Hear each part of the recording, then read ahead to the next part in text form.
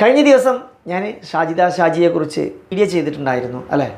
പക്ഷേ ഈ ഷാജിദ ഷാജിയുടെ കുടുംബത്തിൽ നിന്നും, അതായത് ഭർത്താവിൻ്റെ കുടുംബത്തിൽ നിന്നും ഒരുപാട് കുത്തുവാക്ക് സഹിച്ചുകൊണ്ടാണ് നിലവിലെ ഈ ഷാജിദ ഷാജി ഇപ്പോഴും ജീവിച്ചുകൊണ്ടിരിക്കുന്നത്. കഴിഞ്ഞ ഒരു വീഡിയോയിൽ ഞാൻ പറഞ്ഞിട്ടുണ്ടായിരുന്നു ഷാജിദ ഷാജിയുടെ നാത്തൂൻ്റെ മോശം പരാമർശത്തെക്കുറിച്ചൊക്കെ. ഒരിക്കലും നമുക്ക് വിശ്വസിക്കാൻ കഴിയുന്ന രീതിയിലല്ല. ഏതായാലും ഷാജിദ ഷാജി പറയുന്ന കുറച്ച് കാര്യങ്ങൾ കേട്ടതിന് ശേഷം എത്രമാത്രം ഇതിൽ സത്യമുണ്ട് എന്ന് നമ്മൾ മനസ്സിലാക്കണം. കാരണം ഇത്രയൊക്കെ നുണ കെട്ടിച്ചമച്ചുണ്ടാക്കാൻ നമുക്ക് അങ്ങനെ കഴിയുന്നതല്ല. സത്യമായിട്ടുള്ള ഒരാൾ നുണ പറയുന്നുണ്ടെങ്കിൽ അവരുടെ മുഖം നോക്കിയാൽ മനസ്സിലാക്കാൻ കഴിയും എന്നുള്ളതാണ്. ഏതായാലും സത്യമായിട്ട് ഒരു കാര്യം തുറന്ന് പറയുമ്പോൾ അവൾ ഈ ഒരു നാത്തൂന് വേണ്ടിയിട്ട് ഒരുപാട് എഫേർട്ട് എടുത്ത സ്ത്രീ ആയിരുന്നു. പക്ഷേ എന്നിട്ടും കുത്തുവാക്കുകളും മോശം പരാമർശങ്ങളും അതേസമയം ഒരുപാട് അവിഹിത പരാമർശങ്ങളും മാത്രമാണ് ഇപ്പോഴും ആ നാത്തൂൻ ചെയ്തുകൊണ്ടിരിക്കുന്നത് എന്നുള്ള ഞെട്ടിക്കുന്ന വളരെ വിഷമകരമായ കാര്യങ്ങളാണ് ഏതായാലും ഷാജിദ ഷാജി പറഞ്ഞുകൊണ്ടിരിക്കുന്നത്. ഒന്ന് കേട്ടതിന് ശേഷം തിരിച്ചു വരാം. അപ്പോൾ ഫുള്ള് യൂട്യൂബ് ചാനൽ അല്ല സോഷ്യൽ മീഡിയ തുറന്ന ഷാജിദ ഷാജിയുടെ ദിവ്യഗർഭം, അങ്ങനെ കുറേ കാര്യങ്ങളാണ്. അപ്പോൾ എനിക്ക് ഗർഭം ഉണ്ടാക്കി തന്ന എൻ്റെ നാത്തൂനെ കുറിച്ച് എനിക്ക് കുറച്ച് വാക്കുകൾ പറയാനുണ്ട്. എനിക്ക് കുറച്ച് കാര്യങ്ങൾ സംസാരിക്കാനുണ്ട്. എൻ്റെ നാത്തൂൻ എനിക്കിപ്പോൾ ദിവ്യഗർഭം ഉണ്ടാക്കി തന്നല്ലോ. 4 മാസം ഷാജിദ എവിടെ ആയിരുന്നു, 4 മാസം ഷാജിദക്ക് ഗർഭിണിയായിട്ട് കളഞ്ഞു എന്നൊക്കെയാണ് ഇപ്പോൾ പറയണത്. എൻ്റെ നാത്തൂനായ ഇക്കാന്റെ പെങ്ങളായ റംല, അവളുടെ താമസ സ്ഥലം മാത്തൂരാണ്. ഇതിന് ഞാൻ നിയമപരമായിട്ട് നേരിടാൻ പോവുകയാണ്. ഇതില് ആരൊക്കെ എന്തൊക്കെയോ എന്നെ കുറിച്ച് ആരൊക്കെ വീഡിയോ ഇട്ടിട്ടുണ്ടോ അവരുടെയൊക്കെ ചാനല് ഞാൻ നോട്ട് ചെയ്ത് വെച്ചിട്ടുണ്ട്.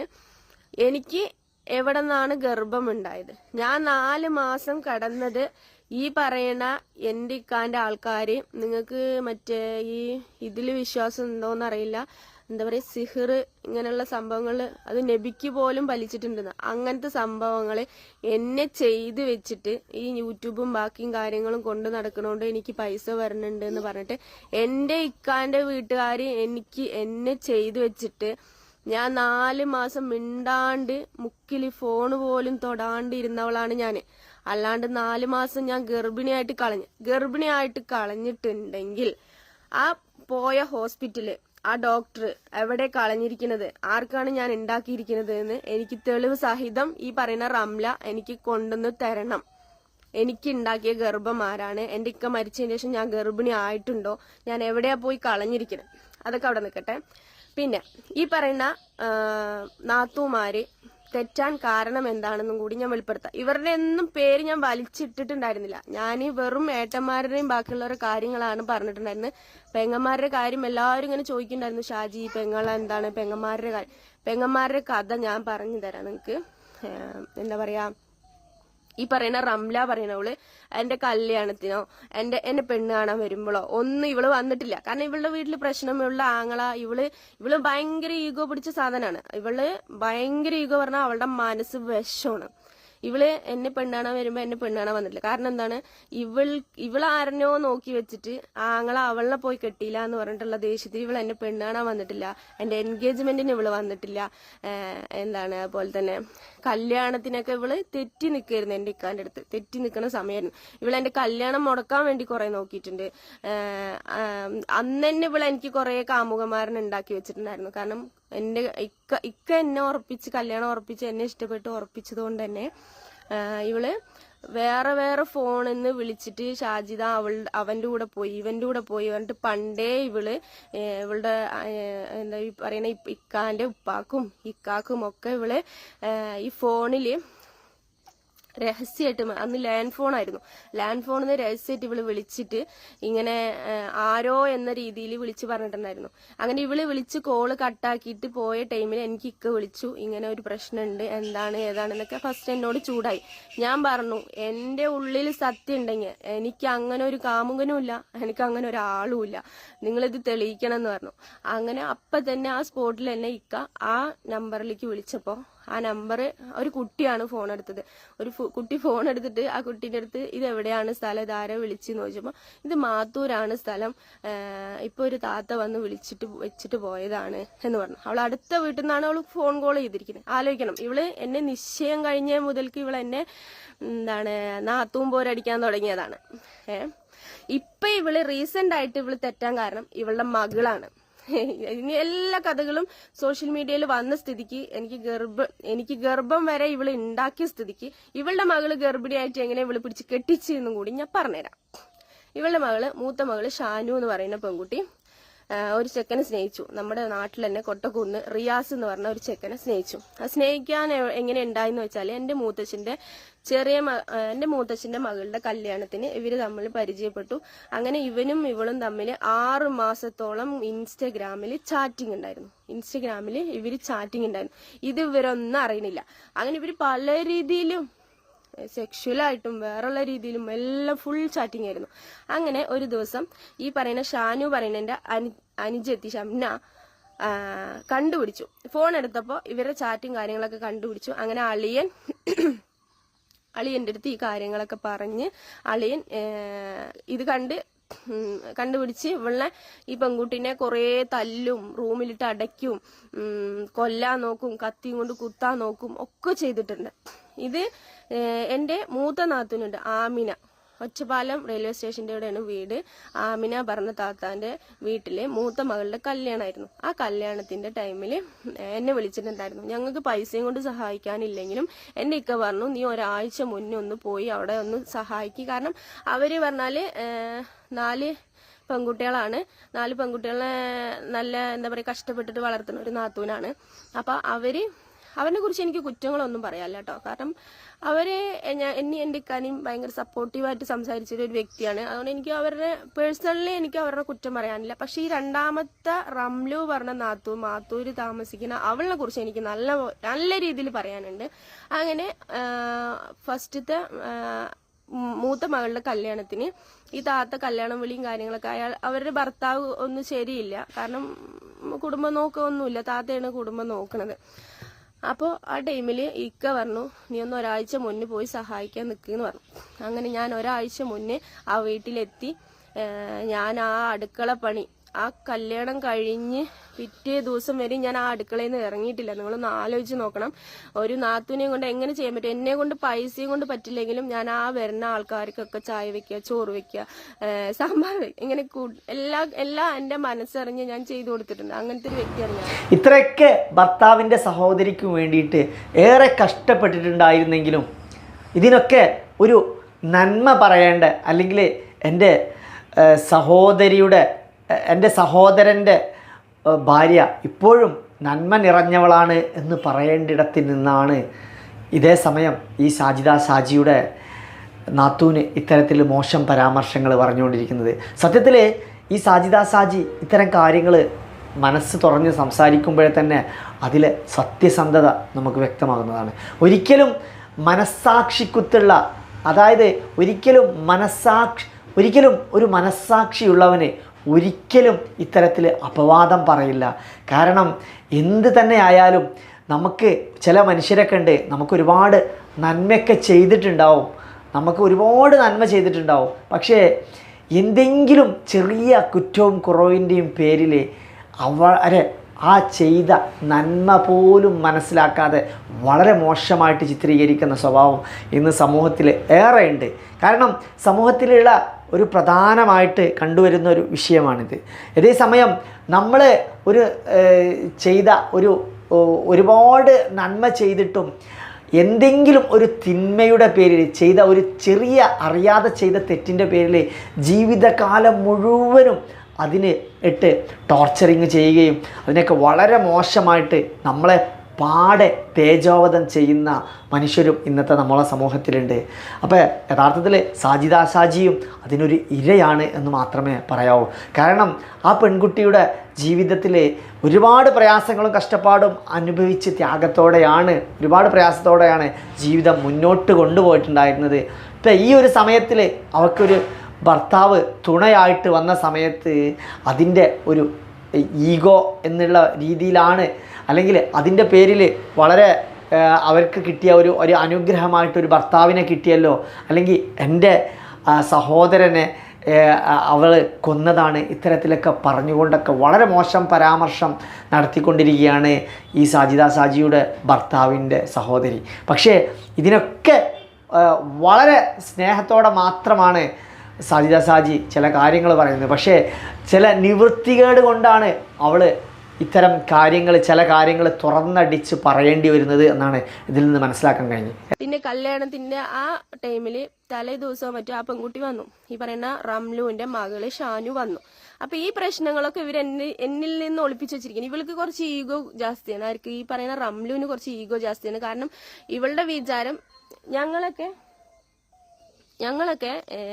എന്താണ് ചെറ്റക്കുടിയിൽ നിന്ന് അല്ലെങ്കിൽ പാവപ്പെട്ട വീട്ടിൽ നിന്ന് വന്നതുകൊണ്ടും ഇവള് കുറച്ച് ഹൈ ആണെന്നാണ് ഇവളുടെ വിചാരം. ഇവളെ എങ്ങനെ കഴിഞ്ഞവളാണെന്ന് നമുക്ക് നന്നായിട്ട് അറിയാം. ഇവളുടെ കുടുംബം എങ്ങനെയായിരുന്നു, എന്താണ് തലയിൽ വീഴാനായിട്ടുള്ള പെരയിൽ ഇരുന്നവളാണ് ഇവളൊക്കെ. അപ്പൊ ഞാൻ അങ്ങനെ അങ്ങോട്ട് കഴിഞ്ഞേലേക്ക് പോണില്ല. അങ്ങനത്തെ അവള് എൻ്റെ അടുത്ത് ഈ പെൺകുട്ടി ഷാനു പറഞ്ഞ പെൺകുട്ടി വന്നിട്ട് കാര്യങ്ങളൊക്കെ പറഞ്ഞു. അമ്മായി, എനിക്ക് നിങ്ങളുടെ അടുത്തൊരു കാര്യം പറയാനുണ്ട് എന്ന് പറഞ്ഞു. അപ്പൊ ഞാൻ എന്താ മോളെ ചോദിച്ചിട്ട് ഞങ്ങൾ മേലെ ടെറസിന്റെ മേലെ പോയി. അപ്പൊ ഇവര് ഡാൻസ് പ്രാക്ടീസും കാര്യങ്ങളൊക്കെ ആയിരുന്നു കേട്ടാ.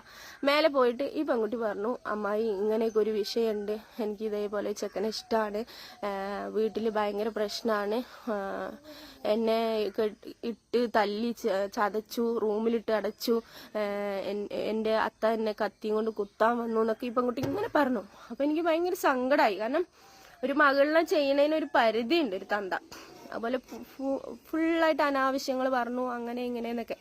പിന്നെ ഈ പെൺകുട്ടിൻ്റെയിലും തെറ്റുണ്ട്. കാരണം ഇവനെ സ്നേഹിച്ചു, ഇവള് പല സ്ഥലങ്ങളിൽ കറങ്ങി, എറണാകുളം അത് ഇത് പറഞ്ഞിട്ട് കറങ്ങി. പിന്നെ പോലീസ് സ്റ്റേഷനിൽ ഇവര് കയറിയിട്ടുണ്ട്. ഒരിക്കൽ ഇവര് പാലക്കാട് എവിടെയോ വെച്ച് കണ്ടിട്ട്, ഓട്ടോറിക്ഷൻ്റെ ഉള്ളിൽ ഇവരുടെ രണ്ടാളിനെ മാത്രം കണ്ടിട്ട് സ്റ്റേഷനിൽ പിടിച്ചിട്ട് പോയിട്ട് കൊട്ടക്കുന്ന് കുറച്ച് ആൾക്കാരും അവരുടെ ആൾക്കാരൊക്കെ വന്നിട്ടാണ് ഇവരെ വിട്ടിരിക്കുന്നത് കേട്ടോ. ഈ പറയുന്ന റിയാസിനെയും ഷാനുവിനെയൊക്കെ വിട്ടത് അങ്ങനെയാണ്. അത് കഴിഞ്ഞിട്ട് ഈ പെൺകുട്ടി എന്നോട് ഇങ്ങനത്തെ കാര്യങ്ങൾ പറഞ്ഞപ്പോൾ ഞാൻ പറഞ്ഞു, ഷാനു അങ്ങനെയൊക്കെയാണ് എന്ന് പറഞ്ഞാൽ അവള് പറഞ്ഞു, എനിക്ക് അവനല്ലാണ്ട് വേറെ ഒരാളിനെ ഞാൻ കല്യാണം കഴിക്കില്ല, കാരണം ഞങ്ങളുടെ എല്ലാം കഴിഞ്ഞു എന്ന് പറഞ്ഞു അവള്. അപ്പൊ പെൺകുട്ടി പറഞ്ഞു, ഞങ്ങളുടെ എല്ലാം കഴിഞ്ഞു. അപ്പൊ നിങ്ങൾ ചിന്തിക്കണം, ഈ പറയുന്ന അവളുടെ മകളുടെ ഈ രഹസ്യബന്ധം അല്ലെങ്കിൽ സ്നേഹിക്കണ ചെക്കനായിട്ട് എല്ലാവരുടെയും കറങ്ങിയിട്ടുണ്ട്, ഞങ്ങളുടെ എല്ലാ കാര്യങ്ങളും കഴിഞ്ഞു എന്ന് പറഞ്ഞാ അതിന്റെ അർത്ഥം എന്താ? എന്നിട്ട് ഈ പെൺകുട്ടി പറഞ്ഞു, ഇന്നൊരു ഡേറ്റ് ഉണ്ട്, ഇന്ന ഡേറ്റിന് എന്നെ അവനെയും കല്യാണം കഴിപ്പിച്ച് വിട്ടില്ലെങ്കിൽ എനിക്ക് പലതും ചെയ്യാനുണ്ട്. അപ്പൊ പലതും എന്ന് പറഞ്ഞാൽ ഒന്നില്ലെങ്കിൽ ഈ കുട്ടി ആത്മഹത്യ ചെയ്യും, ഇല്ലാന്നുണ്ടെങ്കിൽ ഈ പെൺകുട്ടി ഇതിനുള്ളിൽ ഇവർ ഒളിച്ചോടും, അങ്ങനെയുള്ള തീരുമാനം. അപ്പൊ ഞാൻ ആ കുട്ടീൻ്റെ അടുത്ത് പറഞ്ഞു, ഷാനു പറഞ്ഞ് മനസ്സിലാക്കിയിട്ട് നമുക്ക് എന്തെങ്കിലുമൊക്കെ ഒരു തീരുമാനം എടുപ്പിക്കാറുണ്ട്. അങ്ങനെ ഇവർക്കൊക്കെ നമ്മളായിട്ട് ഭയങ്കര ദേഷ്യട്ടോ. എൻ്റെ ഒരു ഇളയച്ചി ഉണ്ട് കേട്ടോ, അവളുടെ പേരും കാര്യങ്ങളൊന്നും പറയുന്നില്ല. എൻ്റെ താഴെയുള്ള ഇക്കാൻ്റെ അനിയന്റെ ഭാര്യയും അനിയനായിട്ടൊക്കെ ഇവർക്ക് ഭയങ്കര ദേഷ്യമാണ്. അവളിനെ ഇതേപോലെ, അവളും പാവപ്പെട്ട കുടുംബത്തിൽ നിന്ന് വന്നതുകൊണ്ട് തന്നെ അവളിനെയും ഭയങ്കരമായിട്ട് ദേഷ്യമാണ്. അവളിനെ തറവാട്ടിൽ നിന്നിട്ടൊക്കെ അവരൊക്കെ പുറത്താണ്, ആ പെൺകുട്ടിയൊക്കെ പുറത്താണ്. ഏതായാലും സാജിദ ഷാജിയെ ആ ഭർത്താവിൻ്റെ വീട്ടിലേക്ക് കല്യാണം കഴിച്ചു കൊണ്ടുവന്നതിന് ശേഷം സാജിദ ഷാജി ഒരുപാട് പ്രയാസങ്ങൾ അനുഭവിച്ചിട്ടുണ്ടായിരുന്നു. അതായത് നാത്തൂന്മാരിൽ നിന്നും ഒരുപാട് മോശം സാഹചര്യങ്ങളൊക്കെ അനുഭവപ്പെട്ടിട്ടുണ്ടായിരുന്നു. പക്ഷേ അതൊന്നും അവൾ ഒരിക്കലും ഇത്രയും കാലമായിട്ടും അവൾ തുറന്നു പറഞ്ഞിട്ടില്ലായിരുന്നു എന്നുള്ളതാണ് മറ്റൊരു യാഥാർത്ഥ്യം. സഹികെട്ടതിൻ്റെ ശേഷം മാത്രമാണ് ഇപ്പോൾ ഇതൊക്കെ തുറന്നു പറയുന്നത്.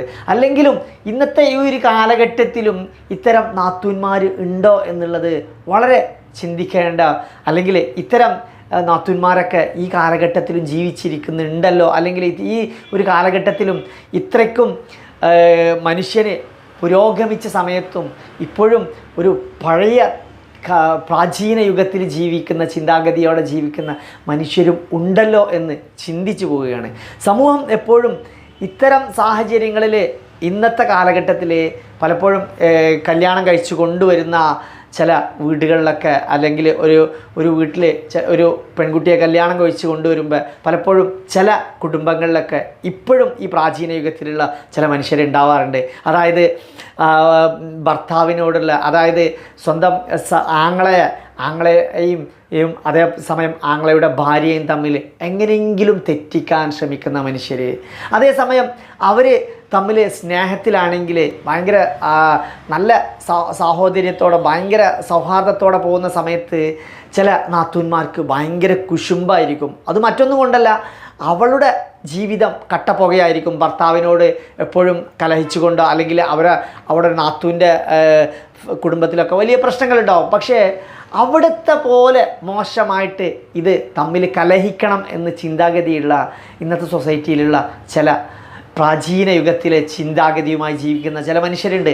അതിനൊക്കെ ഉദാഹരണം മാത്രമാണ് സാജിദ ഷാജിയുടെ ഈ ഒരു നാത്തൂന് എന്ന് തന്നെ പറയാം. കാരണം സാജിദ ഈ പറയുന്ന പല കാര്യങ്ങളും വളരെ വ്യക്തമാണ്. അവളുടെ ചില സത്യങ്ങൾ ചില മനുഷ്യർ പറയുമ്പോൾ അവളുടെ മുഖത്തും കണ്ണിലും അതിൻ്റെ ഭാവവും. ഇനിയെങ്കിലും നമ്മളെ സമൂഹം ഒരുപാട് കാര്യങ്ങൾ ഈ സൊസൈറ്റിയിൽ നിന്നും പഠിക്കേണ്ടതുണ്ട്. നമ്മൾ മറ്റൊരാൾക്ക് ഒരു അനുഗ്രഹം ലഭിക്കുമ്പോഴേ അത് നമ്മളെ കുടുംബക്കാരാവട്ടെ, നമ്മളെ സുഹൃത്തുക്കളാവട്ടെ, അല്ലെങ്കിൽ നമ്മളെ അയൽവാസികളാവട്ടെ, നമ്മളെപ്പോഴും മറ്റൊരാൾക്കൊരു നന്മ വന്ന് ഭവിക്കുന്ന സമയത്ത് നമ്മളതിൽ സന്തോഷിക്കുകയാണ് നമ്മൾ ചെയ്യേണ്ടത്. അല്ലാതെ നമ്മൾ അഹങ്കാരവും അതിൽ കുശുമ്പും കാണിക്കുമ്പോഴേ നമ്മൾ ചെയ്യുന്നത് ഈ സൊസൈറ്റിയിൽ ഏറ്റവും മോശക്കാരായിട്ട് നമ്മൾ സ്വയം മാറുകയും അതിന് വേണ്ടിയിട്ട് നമ്മൾ സ്വയം അവകാശപ്പെട്ട് നമ്മൾ ആ ഒരു ഏറ്റവും മോശം സാഹചര്യത്തിലേക്ക് സമൂഹത്തെ എത്തിക്കുന്നതിന് പകരം നമ്മളാണ് സമൂഹത്തിലെ ഏറ്റവും മോശപ്പെട്ട മനുഷ്യരായി മാറുന്നത് എന്ന് ഇത്തരം ചിന്താഗതിക്കാർ മനസ്സിലാക്കണം എന്നുള്ളത് യാഥാർത്ഥ്യം തന്നെയാണ്.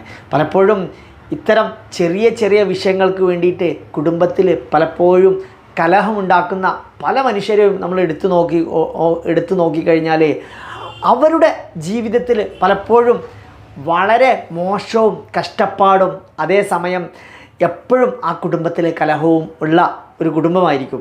അവരായിരിക്കും മറ്റൊരു കുടുംബത്തിൽ കലഹം ഉണ്ടാക്കാനും മറ്റൊരു കുടുംബത്തിൽ പ്രശ്നം ഉണ്ടാക്കാനൊക്കെ അവർ കൂടുതൽ ആഗ്രഹിക്കുക. അത്തരം മനുഷ്യരിലാണ് പലപ്പോഴും ഇത്തരം സാഹചര്യങ്ങളൊക്കെ നമ്മൾ കണ്ടുവരുന്നത്. എപ്പോഴും നമ്മൾ ഒരു കുടുസായ ചിന്താഗതിയോടെ നമ്മൾ ഈ സമൂഹത്തിൽ ജീവിക്കരുത്. എപ്പോഴും വിശാല മനോഭാവത്തോടെയും സമൂഹത്തിൽ വിശാലത സൃഷ്ടിക്കപ്പെടുന്ന ഒരു വ്യക്തിത്വമായിട്ടൊക്കെ നമ്മളെപ്പോഴും മാറുമ്പോഴാണ് സമൂഹത്തിൽ നമ്മളതായ ഐഡൻറ്റിറ്റിയും സമൂഹം നമ്മെക്കുറിച്ച് ചിന്തിക്കുകയും സമൂഹത്തിൽ നമുക്കും നമ്മളതായ വ്യക്തിത്വം ഉണ്ടാവുകയും ചെയ്യുള്ളൂ. പക്ഷേ അതേസമയം നമ്മൾ ഒരാളും വളരെ മോശമായിട്ട് ചിത്രീകരിച്ച് കഴിഞ്ഞു എന്ന് വെച്ച് നമ്മളൊരിക്കലും മോശമാകുന്നില്ല. നമ്മളെടുത്ത് സത്യമുണ്ടെങ്കിൽ ആ സത്യത്തിന് കൂടെ നമ്മൾ ഏതൊരു സമയത്തും സത്യം മനസ്സിലുറച്ചുകൊണ്ട് തന്നെ മുന്നോട്ട് പോകണം. അതിനൊക്കെ ഒരു ഉദാഹരണം കൂടെയാണ് സാജിദ ഷാജി. കാരണം ഇത്രയൊക്കെ കഷ്ടപ്പാടും ത്യാഗങ്ങളും പ്രയാസങ്ങളൊക്കെ അനുഭവിച്ചിട്ടും ആ പെൺകുട്ടി എടുത്ത ആ ഒരു തീരുമാനവും ആ ദൃഢമായ നിശ്ചയമൊക്കെ തന്നെയായിരുന്നു ആ പെൺകുട്ടിയുടെ സ്വപ്നമെന്ന ഒരു ഭർത്താവിനെ ലഭിക്കണം എന്നുള്ള ഒരു സ്വപ്നത്തിലേക്ക് എത്തിയതും ആ ഒരു സ്വപ്നതുല്യമായ ഒരു ഭർത്താവിനെ ലഭിക്കും, അല്ലെങ്കിൽ ആ ഭർത്താവ് തന്നെ ആ പെൺകുട്ടിയെ നിക്കാഹൊക്കെ കഴിക്കും എന്ന് തന്നെ നമ്മൾ പ്രതീക്ഷിക്കാം. ഏതായാലും സമൂഹത്തിൽ നന്മ ഭവിക്കണം. നമ്മൾ എപ്പോഴും സമൂഹത്തിൻ്റെ നന്മയ്ക്ക് വേണ്ടി പ്രയത്നിക്കണം. സമൂഹത്തിൻ്റെ തിന്മയും അധർമ്മവും ഉണ്ടാക്കുന്ന സമയത്ത് നമ്മളൊരു വ്യക്തിയോട് വൈരാഗ്യം വെച്ച് പുലർത്തുന്ന സമയത്ത് നമ്മൾ ചിന്തിക്കേണ്ടത് എന്താ അറിയോ? നമ്മളൊരു സമൂഹത്തോടാണ് നമ്മൾ ആ വൈരാഗ്യം വെച്ച് പുലർത്തുന്നത് എന്ന് നമ്മൾ ചിന്തിക്കുന്നിടത്ത് നിന്ന് തുടങ്ങും. നമ്മൾ ചെയ്യുന്ന ഏറ്റവും വലിയ തെറ്റാണെന്നും ഇത്തരം തിരിച്ചറിവില്ലാത്തിടത്തോളം കാലം നമ്മളെ സമൂഹത്തിൽ നമുക്ക് ഉണ്ടാക്കുന്ന ഒരു ബാഡ് ഇമ്പാക്റ്റ് ഒരിക്കലും മാറുകയില്ല എന്നുകൂടെ നമ്മൾ മനസ്സിലാക്കണം. ഏതായാലും വീഡിയോയെക്കുറിച്ചുള്ള അഭിപ്രായം കമൻറ്റ് പുതിയ മറ്റൊരു വീഡിയോസുമായി വീണ്ടും കാണാം.